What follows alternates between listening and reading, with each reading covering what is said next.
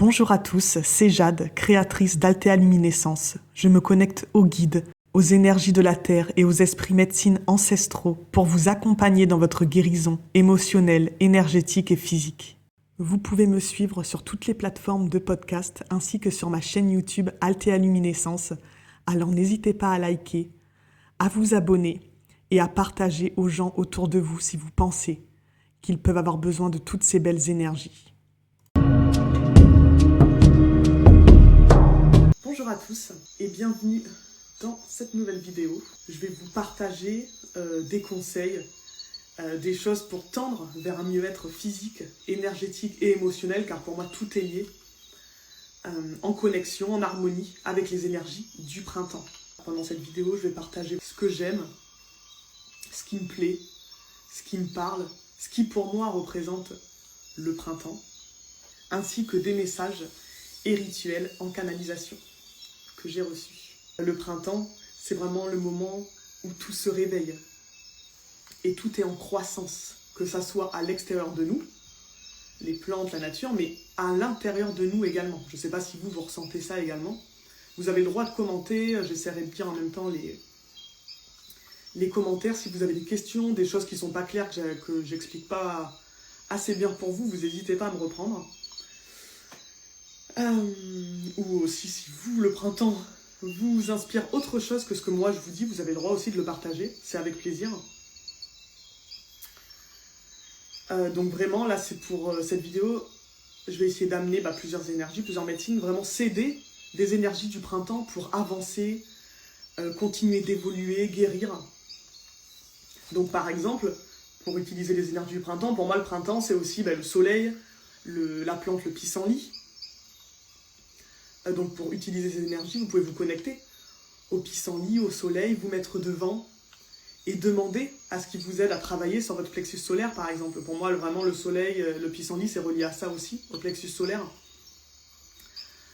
qui est donc du coup la joie, le côté masculin yang, cette envie du coup de passer à l'action, d'avancer. C'est aussi la paix, la confiance.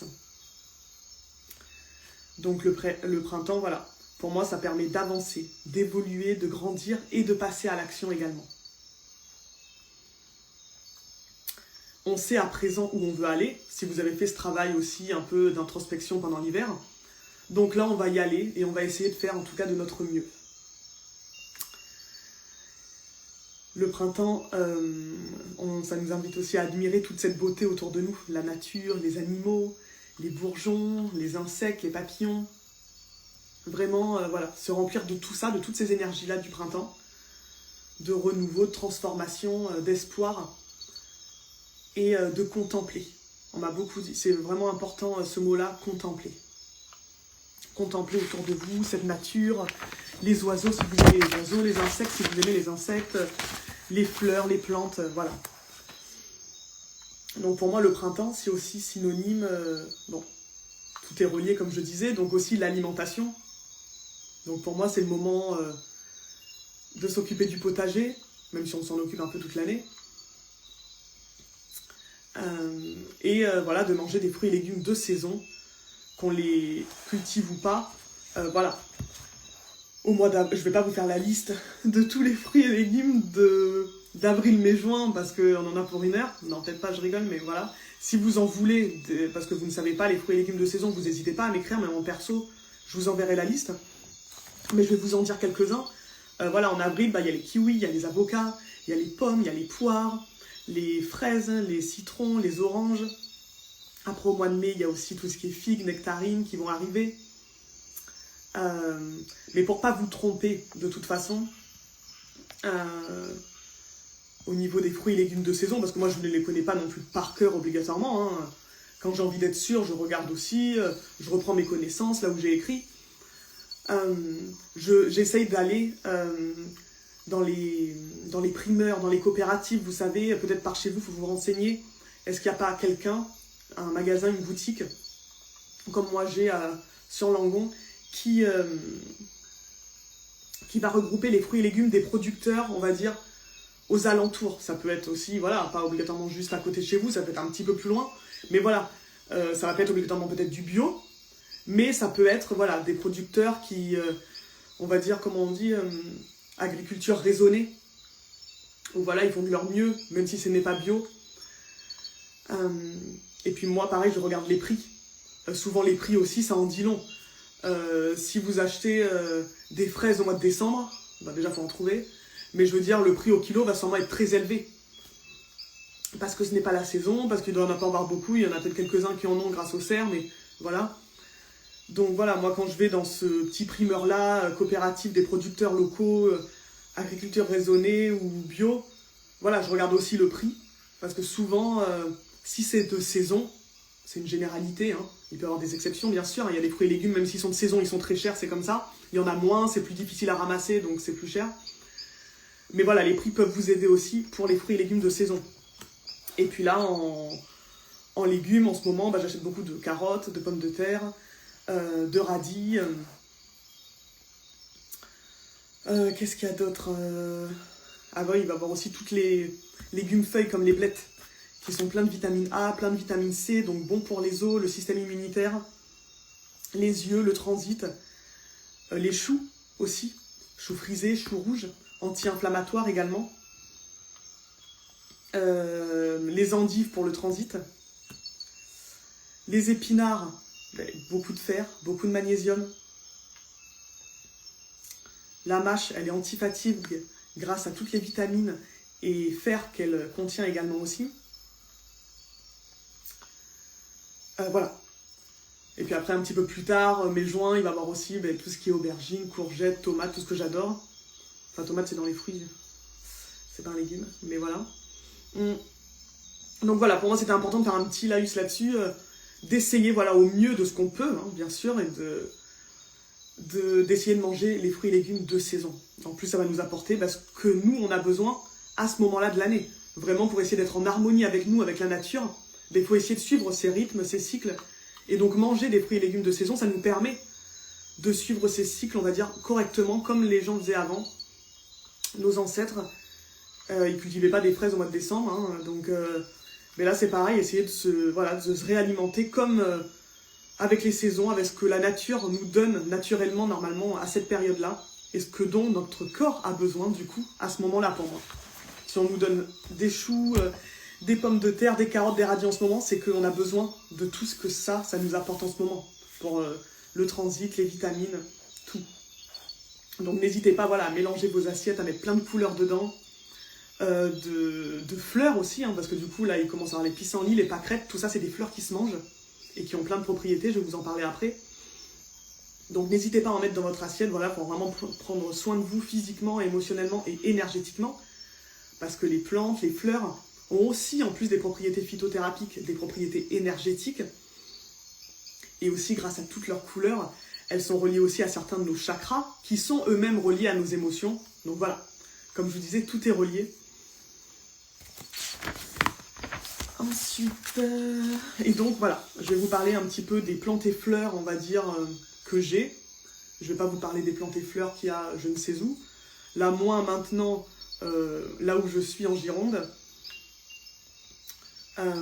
j'ai des pâquerettes, j'ai des pissenlits qui arrivent. Donc je vais vous parler un petit peu de ça. Donc la pâquerette, elle est apaisante, elle est adoucissante. Vous pouvez l'utiliser en macération huileuse pour la peau. Donc c'est assez simple, on va dire, à faire, à fabriquer. Vous prenez un bocal en verre, teintez si vous avez, sinon vous prenez un transparent, ce n'est pas grave, et vous laisserez de le maintenir, de le conserver dans un endroit sombre. Vous le remplissez de pâquerettes, fraîches ou séchées.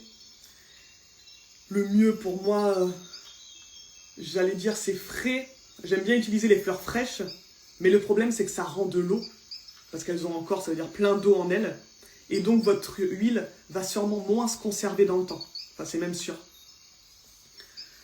Donc bon, j'en ai déjà fait avec des plantes fraîches, hein, mais c'est vrai que vous allez les garder peut-être moins longtemps. Mais vous pouvez tout à fait. Et après, pour les conserver de toute façon vos huiles un peu plus longtemps, être sûr qu'elles ne rancissent pas au bout de quelques semaines ou quelques mois, que vous puissiez les garder au moins 1 an, vous pouvez rajouter quelques gouttes de vitamine E. Ça se trouve dans les magasins bio aussi ou sur internet. Voilà. Donc vous remplissez votre bocal de pâquerettes Et ensuite, vous remplissez d'huile jusqu'à temps que ça recouvre toutes les fleurs. Vous bouchez et vous laissez macérer. L'idéal, c'est au moins 1 mois. Moi, je trouve que voilà, plus on laisse macérer longtemps, plus on extrait les propriétés. Mais... Donc voilà, vous n'hésitez pas. Et donc voilà, ça va s'occuper des rougeurs, de l'eczéma, de l'acné. C'est cicatrisant, raffermissant, tonique. Donc voilà, vous n'hésitez pas à vous en appliquer. C'est doux. Donc bon, à part si vous êtes allergique, hein, bien sûr, ça peut. Hein. Mais c'est très doux comme plante.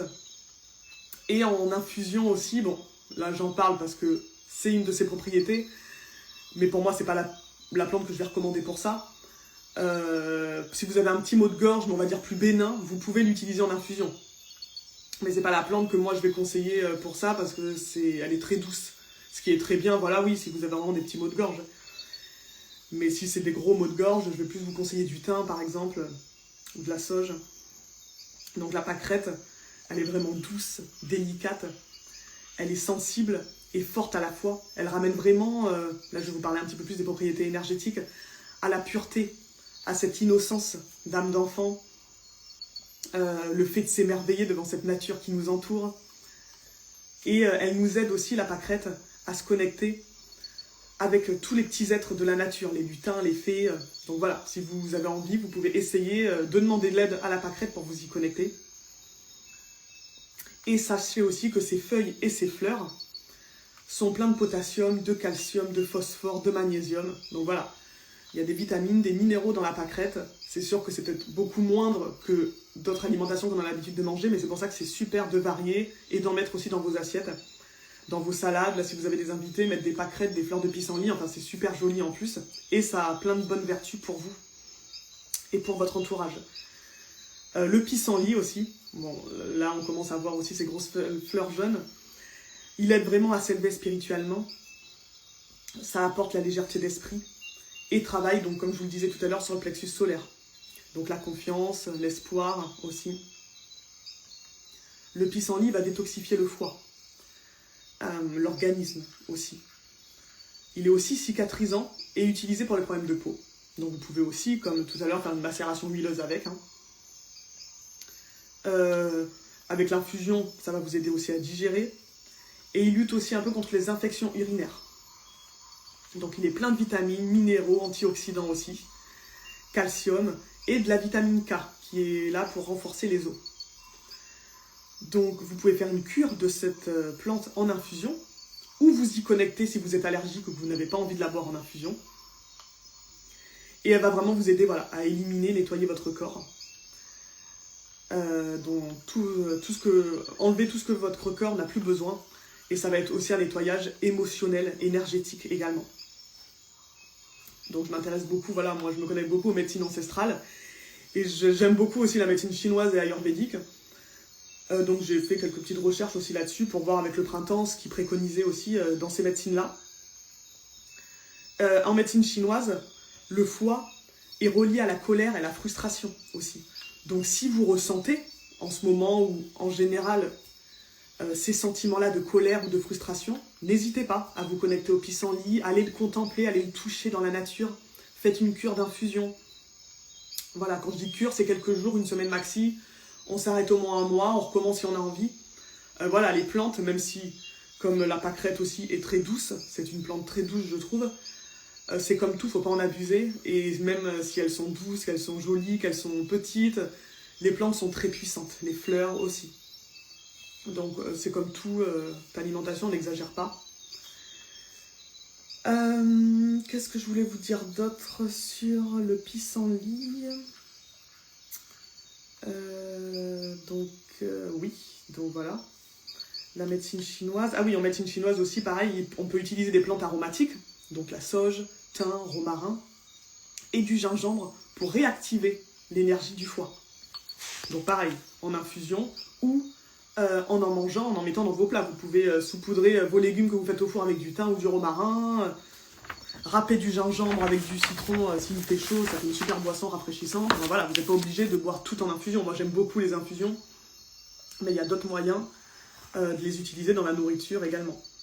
Et en médecine ayurvédique, on conseille donc du coup aussi la relance lymphatique pour éliminer les toxines. Donc ça revient aussi avec le pissenlit, hein, ce nettoyage, pour vraiment retrouver la forme physique, émotionnelle, et relancer, booster le système immunitaire, les défenses immunitaires.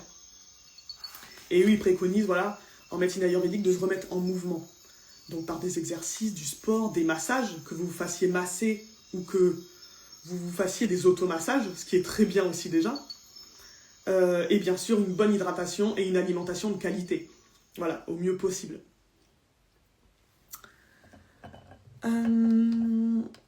Ensuite, le plantain. Ah oui, en ce moment, je vois beaucoup de plantain par terre. Pareil, l'autre fois, j'en ai ramassé là, ce week-end.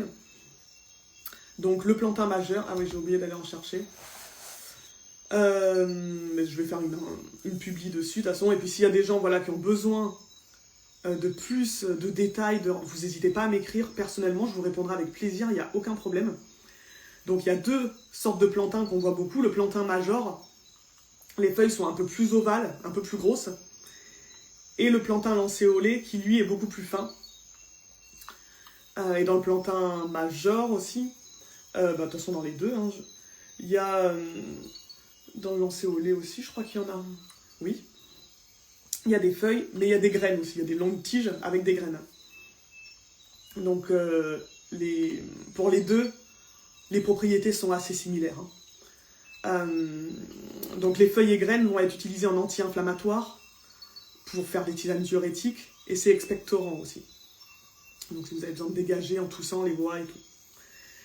Et en cataplasme, donc pareil, si vous êtes dans la nature, que vous vous faites mordre, piquer par un insecte, que vous avez une petite plaie ou blessure, mais légère, hein, mais vous pouvez écraser, donc soit mâcher la feuille dans votre bouche pour la malaxer, et voilà, en faire un cataplasme, la poser directement sur la blessure, sur la morsure, la piqûre, c'est anti-infectieux, ça va permettre d'arrêter plus rapidement le sang et ça réduit l'inflammation. Les feuilles en infusion vont aider à apaiser tout ce qui est maladie auto-immune et chronique. Et pour les fuites intestinales, en plus de cette infusion de feuilles, vous pouvez manger des feuilles en salade. Vraiment les deux ensemble, les feuilles en infusion et en salade vont aider pour tout ce qui est fuite intestinale. Et les graines, donc comme je vous disais, au milieu il y a des petites tiges avec des graines. Les graines en infusion, ça va plus être pour la constipation et aussi va aider aussi pour les vers intestinaux, pour lutter contre les vers intestinaux. Donc du coup, pareil, j'ai fait mes petites recherches, connaissances pour les vers intestinaux. On en parle, c'est le printemps, oui, voilà. Donc que ce soit pour nous ou les chiens, c'est pratiquement la même chose qu'on peut ingérer naturellement pour prévenir des vers intestinaux et ne pas être obligé de prendre voilà, des substances nocives qui peuvent être très dangereuses, voire mortelles pour les chiens, selon leur sensibilité. Et donc, je vais faire une publi sur ça, prendre soin de soi et de son animal avec les plantes, pour parler des vers intestinaux. Car je trouve ça très important. Moi, il faut que je le fasse là pour mon chien, parce que ça fait 1 an, je crois au moins, qu'il n'a pas été traité, comme nous d'ailleurs. Ceux qui sont nourris au cru, les animaux, c'est même conseillé tous les 6 mois de faire attention aux vers et de faire des cures. Moi, je le fais tous les ans parce qu'il n'est pas nourri à l'alimentation crue, mais... Donc ça, c'est pareil, je vais faire une publi dessus, mais si ça vous intéresse, parce que c'est pareil, les recettes pour les vers intestinaux pour les chiens, ça va dépendre aussi du poids de votre chien. Donc ça va être, voilà... Si vous n'hésitez pas à m'écrire, si selon votre chien, son poids, que vous avez envie d'une recette personnalisée pour votre chien, vous m'écrivez, je vous l'envoie, il n'y a pas de problème, ça sera avec plaisir même. Moi je l'ai faite là pour mon chien, j'ai calculé par rapport à son poids, donc il faut que je lui fasse. Et en attendant la publi, voilà, vous m'écrivez si vous voulez les recettes. Ça va être beaucoup teinture à l'ail, bon ça par contre c'est très fort. Donc si votre chien est sensible, ça va être moins que ce que je vais vous indiquer pour commencer petit à petit, voir s'il supporte. Mais si vous voulez commencer par quelque chose de plus léger, voir si ça suffit, vous pouvez utiliser du thym aussi. Le thym sera un peu plus léger que l'ail qui est vraiment fort. Il y a aussi les clous de girofle, mais ça pareil c'est très fort. les infusions de clous de girofle. Et le thym, c'est très simple. Le thym, bah, il n'y a même pas besoin de faire une teinture d'ail. Vous pouvez juste aussi saupoudrer. Pareil, hein, ça va dépendre aussi du poids du chien. Mais vraiment une petite pincée de thym dans ses croquettes, ou faire une infusion au thym. Et si votre chien aime bien manger un petit peu humide, vous laissez refroidir et puis vous mettez un petit peu d'infusion de thym sur ses croquettes. Voilà. Là, je ne vais pas vous dire toutes les recettes parce que sinon on en a pour 3 heures. Mais si ça vous intéresse, avant que j'ai fait la publication sur ces recettes-là pour nous et pour les animaux, pour lutter naturellement contre les vers intestinaux, vous n'hésitez pas à m'écrire.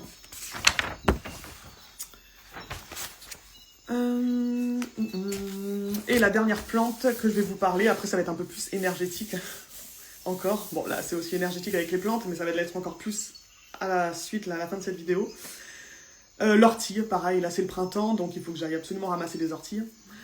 Donc l'ortie, voilà, au niveau des propriétés énergétiques, c'est avancer sans se précipiter, vraiment de réfléchir avant de passer à l'action, prendre le temps, faire des choses avec sérieux et délicatesse. Et elle nous apporte aussi le calme et la concentration, donc toujours pareil, hein, en infusion ou en se connectant à la plante, en allant la contempler dans la nature aussi. Et elle est reliée au chakra du cœur, donc à l'amour inconditionnel pour nous et pour les autres, et à la tolérance. Elle nous aide à être plus tolérants également. Et elle est pleine de fer, de vitamines, de minéraux, de protéines, donc très intéressante. Pour ceux qui ont des allergies, même le rhume de foin, vous pouvez faire des teintures. Ça marche très très bien, la teinture d'ortie.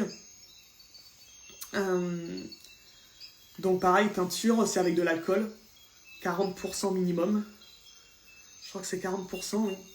Pareil, je vous mettrai des recettes, et pareil, vous m'écrivez si vous avez besoin. Mais et pareil, vous remplissez un bocal de feuilles d'ortie, vous remplissez d'alcool, vodka ou autre à 40%, que ça passe au-dessus. Et tous les jours, par contre, il faut remuer.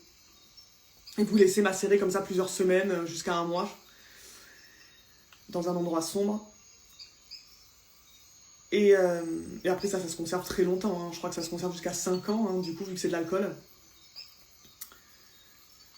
Et vous pouvez rajouter une petite dose de miel avec, anti-inflammatoire encore plus. Voilà, donc pour le rhume des foins, les allergies, c'est vrai que la teinture d'ortie marche très bien si ça vous intéresse. Après, il y a des pharmacies aussi, hein, des herboristeries qui peuvent vous préparer la préparation aussi si vous le souhaitez. Pour du coup l'arthrite aussi, hein. L'inflammation, si vous avez des douleurs, vous pouvez cette teinture l'appliquer aussi sur un coton et la déposer sur les différents endroits de votre corps qui vous font mal. L'eczéma, les inflammations de la peau, la teinture ou l'infusion, pareil sur le coton et sur la peau va bien marcher. Ça réactive la circulation sanguine également, l'ortie. Et voilà, et pour la teinture, voilà, c'est une demi-cuillère à 1 cuillère à café environ par jour. Ça va dépendre aussi de votre poids. Voilà, si vous prenez des médicaments, c'est toujours les plantes aussi, selon vos... Si vous avez des médicaments aussi, toujours demandez conseil à votre médecin, évidemment. Les contre-indications, voilà, pour l'ortie, voilà, c'est insuffisance rénale. Si vous avez déjà de l'excès de fer, vu qu'il y en a pas mal dans l'ortie, à utiliser avec modération ou pas du tout. Les femmes enceintes et allaitantes aussi, à faire attention. Pas les enfants de moins de 12 ans. Et les maladies cardiaques aussi, un petit peu. Tout ça, c'est... voilà. Donc pareil, quand j'ai écrit donc ça, on m'a envoyé aussi l'élément eau pour le printemps, qui va vous aider à nettoyer, à vous purifier, en laissant partir ce dont vous n'avez plus besoin, pour amener à vous plus facilement ces énergies printanières d'évolution, de transformation, de croissance. Et donc on m'a envoyé ce petit exercice que vous pourrez faire dans les jours à venir, aujourd'hui, demain, enfin comme vous le souhaitez. Quand vous aurez besoin de laisser partir certaines choses, l'eau, c'est vraiment ce qu'elle aide à faire aussi. Donc on m'a dit de vous dire, voilà, de vous visualiser près d'un point d'eau, ou si vous y êtes en vrai près d'un point d'eau, c'est très bien aussi. Et de mettre en vrai ou en connexion, même vos mains, vos pieds dans l'eau, et demander à l'eau d'amener avec elle tout ce qui ne vous convient plus, tout ce que vous ne voulez plus. Et vraiment de fermer les yeux et de ressentir, on m'a montré comme des petites vagues, et qui a amené tout ce que vous ne voulez plus au loin. Des petites vagues, pardon, toutes douces, qui transportent ce que vous êtes en train de libérer avec l'eau. Donc voilà, j'ai trouvé que c'était un joli petit exercice que vous pouvez faire si vous en avez envie et besoin. Ensuite, on va reparler de la contemplation. Donc pour vous dire que c'est très important en ce moment, de vraiment voilà, se connecter aussi aux animaux qui vous entourent, les oiseaux, les abeilles, les papillons. Contempler tout ça et s'y connecter, ressentir, regarder. Donc on m'a beaucoup montré le papillon là pour parler du printemps. L'énergie du papillon, c'est vraiment un joli symbole pour le printemps. Croissance, évolution, transformation. Oser prendre son envol aussi, comme symbolique. Et du coup, j'ai eu envie de vous raconter ces 2-3 lignes d'une histoire que ma grand-mère me racontait quand j'étais petite. Peut-être que certains d'entre vous la connaissent. Vu qu'elle est en lien avec un papillon, elle m'est venue comme ça. Je me suis dit, il faut que je écrive les 3 lignes que je me rappelle, parce que je ne me rappelle pas toute l'histoire. Donc elle me racontait, ma grand-mère, une jolie histoire avec un papillon, quand j'étais petite. C'était une petite fille rêveuse, couchée dans son lit. Et elle pouvait voir la nuit étoilée grâce à une fenêtre qu'elle avait au toit, au-dessus d'elle. Donc elle contemplait beaucoup le ciel, toutes les nuits, tous les soirs. Et un jour, elle vit un joli papillon, un papillon gigantesque, arriver par la fenêtre. Et il l'invita à monter sur lui, entre ses ailes. Et là, ils partirent tous les deux explorer le ciel, en pleine nuit, explorer la nuit. Donc voilà, je trouve que c'est vraiment très beau et que le papillon, voilà, il est relié à ce monde-là aussi enchanté, au monde des fées, à ce monde enchanteur. C'est un animal que vraiment les fées affectionnent particulièrement. Si vous aimez aussi ce monde-là, hein, bien sûr, si ça vous parle. Hein. Et du coup, à ce moment-là, quand j'ai réécrit ces 3 lignes de l'histoire, pareil, j'ai reçu un message des fées à vous transmettre. Donc, libère ta lumière et libère ta joie pour embrasser ta transformation en le vrai toi, fait d'amour et de lumière. Visualise-toi briller si fort que toute ta lumière s'expanse partout autour de toi pour illuminer ta voix et celle de ceux qui t'entourent. Et ensuite, on m'a donné pareil qu'avec l'eau, un petit exercice que vous pouvez faire si vous en avez envie, qui peut vous aider. Donc on m'a dit que vous pouvez vous visualiser, vous transformer en un joli et majestueux papillon, scintillant et coloré. Et ça pourra vous aider à libérer votre lumière et votre joie, on m'a dit. Donc si ça vous parle, voilà, n'hésitez pas à vous visualiser, fermer les yeux, regardez un papillon si ça peut vous aider, et vous imaginez vous transformer en lui, vous transformer en un joli papillon. Et ça va vous aider, voilà, à faire sortir votre lumière, à vous reconnecter à votre lumière et à votre joie. Voilà, j'ai dit pas mal de choses, donc je crois que j'ai fini.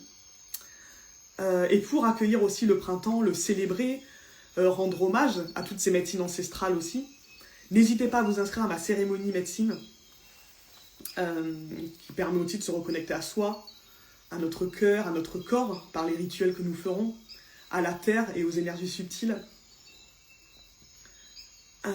Il y aura aussi un atelier initiation au chant médecine à la suite, qu'on organise avec Elodie Paulet, coach vocal. Et tout ça, ça se passe le samedi 12 avril de 15h à 18h à côté de Langon. Donc il reste encore 2 places. Ce matin j'ai mis une story, il en restait 3, mais maintenant il ne reste que 2 places. Voilà, donc c'est une cérémonie ancestrale, où on partage un breuvage sacré ensemble, on se connecte aux plantes.